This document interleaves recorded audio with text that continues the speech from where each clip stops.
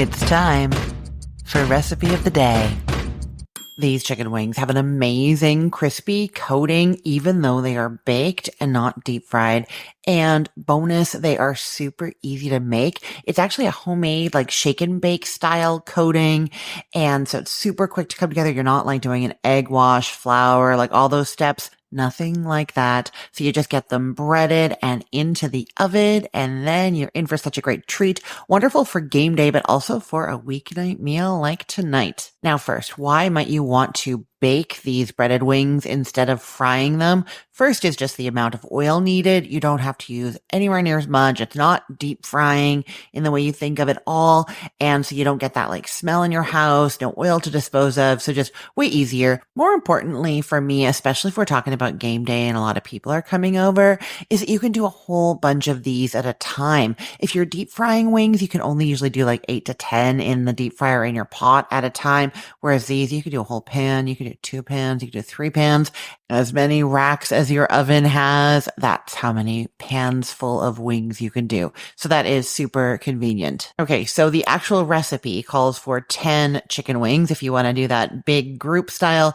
you will double, triple, quadruple the recipe. You know the drill. So 10 chicken wings, I mean 10 whole chicken wings that you are then cutting into drums, flats, and wing tips. You'll be discarding the wing tips or save them to make chicken stock or something like that. Now, I'll just say that if you are leaving these wings whole, which you could do, you're not cutting them into those 3 pieces, well, then you're also breading the wing tips and you might end up needing more breading. So I recommend that you do 1.5 times the breading recipe. Same thing goes if you look at your wings and they are just honking big, like they are bigger than chicken wings normally are when you buy them at the store, or when you have them at a pub or sports bar, then you might want to do 1.5 times the breading as well. But assuming that you have 10 normal sized wings and you have cut the wing tips off and divided them all into those 2 pieces that remain, you will start with 1 cup of plain breadcrumbs. I mean plain as in unseasoned, but also plain as in not panko. You are just using regular breadcrumbs here.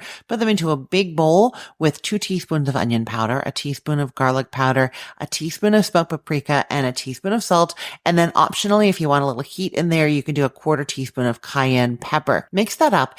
And then you're adding in a 1/4 cup of cooking oil, something neutral flavored like vegetable or grapeseed oil. And what you're doing is mixing that oil into the breadcrumbs, which might take a moment because it just takes a bit of time for it to like fully incorporate. But what you're actually accomplishing with this is that each little breadcrumb gets coated in that tiny bit of oil, and that's going to help them crisp up and brown really well. This works so much better than when you just like spray the outside of the breadcrumbs. It's just really hard to believe until you've tried it. Okay, then you're going to preheat your oven to 425 degrees Fahrenheit and line a large baking sheet with aluminum foil. That's just in case any of the juices come under the chicken onto the pan and you want cleanup to be easier. Then you're going to top that aluminum foil lined baking sheet with an oven safe rack and give it a light spray with cooking oil, like a cooking spray, or you can brush some oil, and that's just to help prevent any sticking.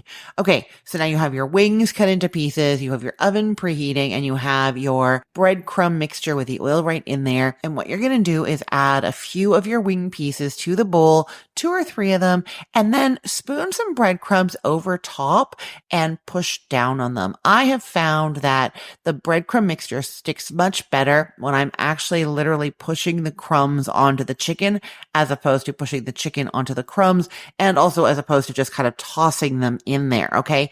Now you're going to think that they're kind of falling off, like they're not sticking really well. They really are. You're going to see some adhere for sure.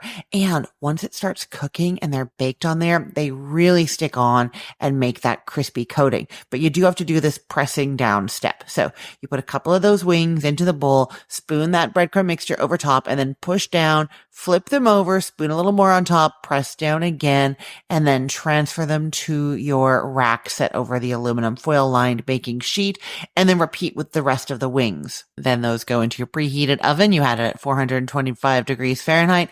They go in there until they are well browned and cooked through.